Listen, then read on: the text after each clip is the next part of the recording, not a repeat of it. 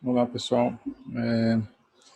Nesse vídeo eu quero demonstrar, tentar explicar a diferença entre variáveis que são criadas dentro de uma função, que ficam na pilha de execução daquela função, e variáveis que são alocadas por meio de nil, cujo espaço fica reservado numa região de memória chamada de heap. Então eu queria só explicar a diferença entre essas duas formas de armazenamento.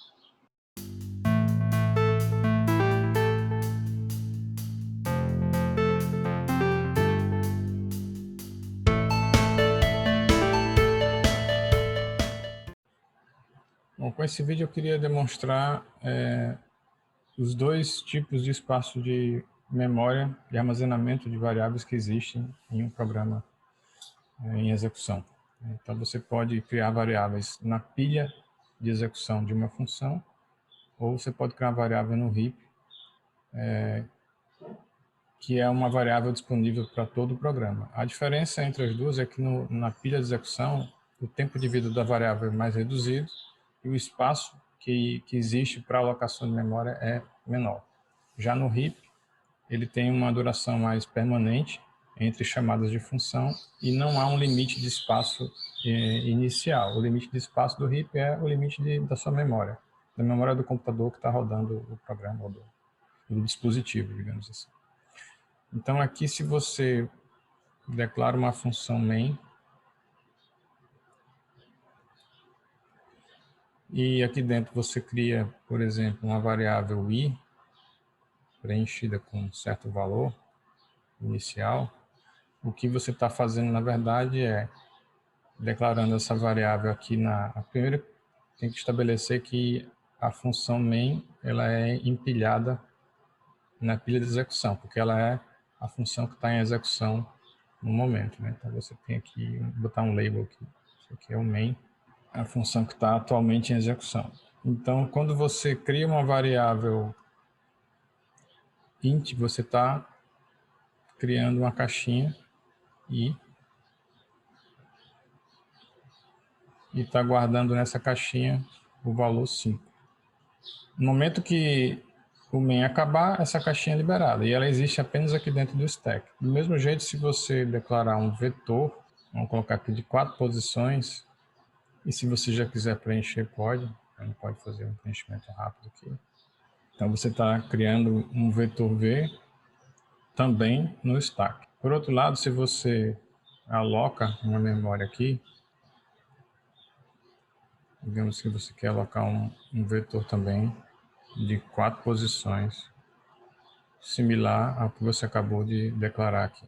Esse comando vai criar uma variável ponteiro, que vai também conter uma caixinha aqui, que vai guardar endereço, diferentemente do que a gente viu agora há pouco com a variável que guarda o inteiro. Então, o comando new, vamos destacar aqui, o comando new, quando ele é dado, ele faz com que um espaço para 4 inteiros seja alocado na memória, e o endereço, suponha que esse espaço de memória ficou na posição 430 da memória, no endereço 430 da memória. Então, o new, ele aloca esse espaço e retorna esse 430 para a variável p, cuja função é guardar endereços. E isso, simbolicamente, a gente representa como sendo uma seta apontando para esse bloco de 4 inteiros na memória. E a partir daí eu posso trabalhar com p como se fosse um vetor. Por exemplo, se eu fizer p colchete 0 recebe 100, por exemplo, eu estou jogando 100 aqui nesse espaço de memória. Aqui, no momento que essa função finalizar, eu vou estar destruindo o i, o v e o p. Somente o espaço que está aqui dentro da pilha. Isso quer dizer que se fosse uma função normal, se no lugar do main fosse uma função qualquer, essa memória continuaria alocada, porque ela foi criada no heap. Só que a gente perderia o acesso a ela, porque a variável ponteiro foi destruída. Então, na hora que essa função deixasse de executar, suponha que existe aqui um main, e esse main chamou a função func. Quando a gente chegou nesse ponto aqui de execução, o main foi pausado. Então, esse aqui seria o func. E agora eu tenho que mover isso para baixo, já que eu disse que cresce de cima para baixo, né? Inclusive você também tem que vir para baixo, e isso aqui passa a ser o main. Então no momento que o main é pausado, né? O main aqui ele não teve muita coisa, ele não realizou quase nada, só chamou a função func.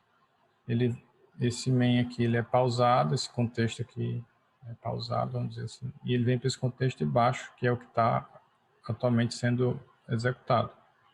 Na hora que a função encerra, ele volta para o main, então todo esse, vamos botar assim, todo esse conteúdo aqui, ele é liberado da memória. Mas esse cara aqui continuou alocado, embora a gente não tenha mais como acessar esse vetor. Então é como se fizesse isso daqui, ele apagasse tudo que tem aqui, inclusive esse bloco local também ele é automaticamente destruído, mas o endereço continua reservado para você. Isso que a gente chama de vazamento de memória. Chamamos de vazamento de memória.